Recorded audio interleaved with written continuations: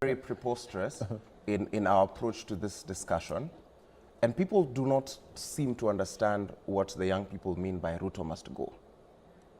I do not know why that is very difficult to understand.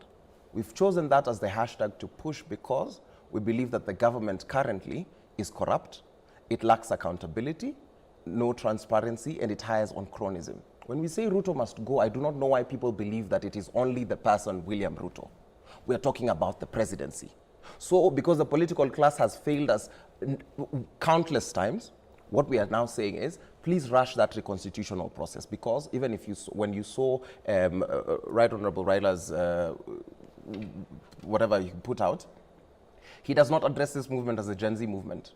Suddenly it becomes an inclusive movement. And what consistently we've said, the political class has taken our relived reality and used it as talking points. So now they've taken whatever it is that we've been putting out on social media, and they're going to say them in chambers for them to sound cool, for them to gain political mileage, because before we started speaking, they never were saying these things. What we are trying to do is to drain the swamp and clean up whatever we have, whatever this rot is we have administratively. We want that entire presidency to go if they will not shape up. And we are willing to have a caretaker government, to the speaker take over 60 days, and we go into a fresh election. A fresh general election is cheaper than the amount of money we lose to corruption in a week in this country. That is why I will not take this nonsense from the political class trying to lie to us that the country is going to be in shambles, while they are already systemically killing us already. Part of what we've asked for is goodwill. And for us, it is very easy. We've never clamored for power. We've already told the president, as a show of goodwill, release us unconditionally, let the people, the killer cops who have, and we will see them tomorrow because we saw them last week on Thursday. Get those people off. When a police officer is attacking me like a bandit, I do not understand what that is about. We want those pain points to be addressed. We are not here to play politics. We are not here to try and ask, so who is vying for what? And I feel like the media is doing an unfair job trying to box this into the kawaida tribal politics, because that is how the youth have consistently been locked out of these broad-based discussions. I have not once seen any youth bodies talked to, but civil societies already received writings from external organizations to ask them, how have you spent the money, instead of government writing directly to them. Curiously enough, the youth groups were not addressed by those, like Ford Foundation when we talk about it. It's a ploy to divide the country. While they're out here talking about unity, they are consistently sowing division and deceit. That's what we're talking about. You know, it's believed that the remaining slots in the cabinet are meant for Azimio. I have no, Is it time, I'm not privy to that information. That's on the level of Raila Odinga and Ruto and the discussion. He's your party leader. But you know, he's my party leader, but I'm not privy to the discussions. I'm not on the table with that, on those discussions. But what I do understand is Raila has got the fact that Ruto has actually, Kenya Kwanza has actually failed to satisfy the populace. And don't forget, he also holds 50% of the population. So in that respect, when he comes in and says, I had a manifesto as well. You've not dealt very well with NHIF. You've not dealt very well with unemployment.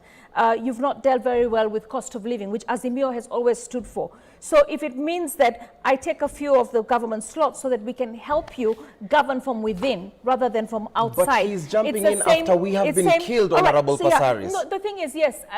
You know what I would like, as we've agreed, to see your list of proposed names. So we should anticipate to see some Azimio members. I think the government right now, Ruto needs to have the government in place. You know, I heard Kasmuel here talking about the fact that, oh, we've managed in the last 2 weeks without CSS. Our legislation, our constitution cannot work without the CSS. So, Honorable Passaris, you've hinted at Azimio having some of its members as CSS. You know, no, I mean, that's what I'm seeing. That's from within. From within. You see, the thing is, if for instance, Baba had his own manifesto, but this was and not he talks your about revolution. clustering. It wasn't our a revolution, absolutely. That's but don't forget, why would they jump in? Yeah. You see, the thing is, it's true, but you see, when you're faceless, when you're leaderless, when you're tribeless, and when you're and formless. Okay, so all those things, I would love Gen Z. I would love Gen Z to identify its face. No way. And then we do not need to identify our face because we've asked you to identify the face of corruption. All right. And so you have not. Azimio is hijacking the Gen Z's revolution. I don't believe that Azimio is hijacking. But Baba, don't forget. This is not the forget, even those Gen Zs. I keep telling people that ODM was incorporated in 2005.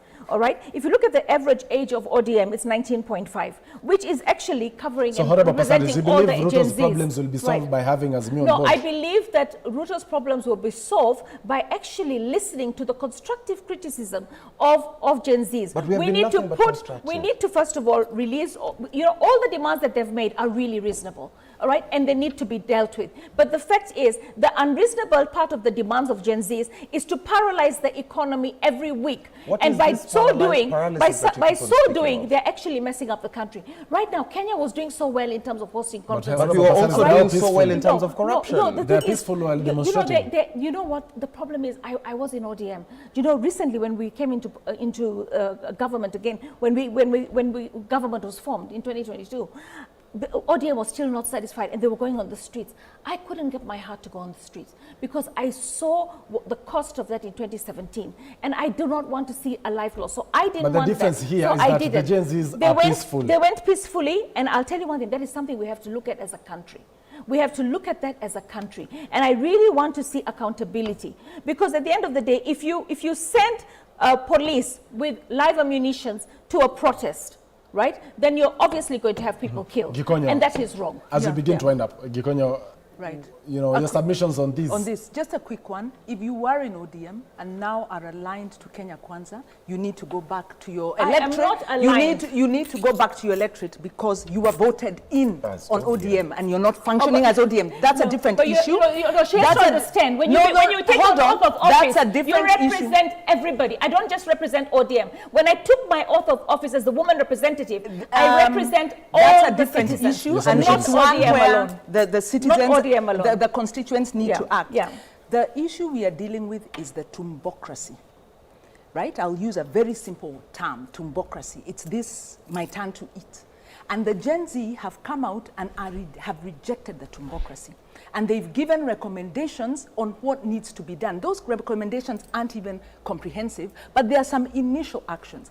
My question is, other than dissolve, and it was optical, because then he reappointed some, other than dissolve the cabinet, why has William Ruto not acted on those other demands of accountability?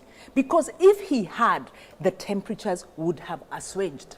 But instead, he continues to fan the flames. The second, we have a right to protest.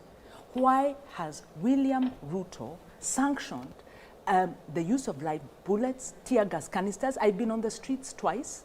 The protesters are peaceful. Actually, you don't feel insecure at all, but they were infiltrated on the basis of political mobilization. We are running out of time. Why has our NIS and DCI not dealt with those politicians? Because violence, political violence, is instigated by our political leaders, and that needs to be dealt with. Last thing, I do agree the Gen Zs need to move to the next level. There is a gap.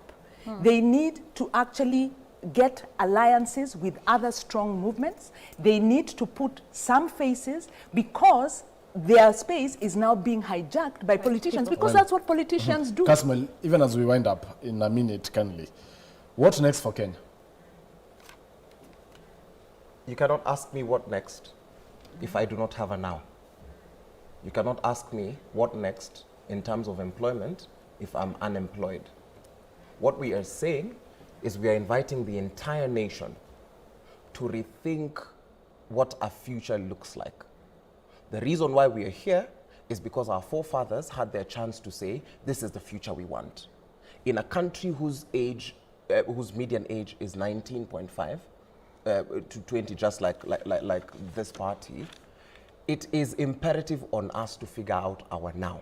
We cannot jump into what next if we do not have a now. We do not have a current existence. We are being brutalized, and we have to make it absolutely clear that we cannot figure out what next before the people who have plundered and looted our future are behind bars.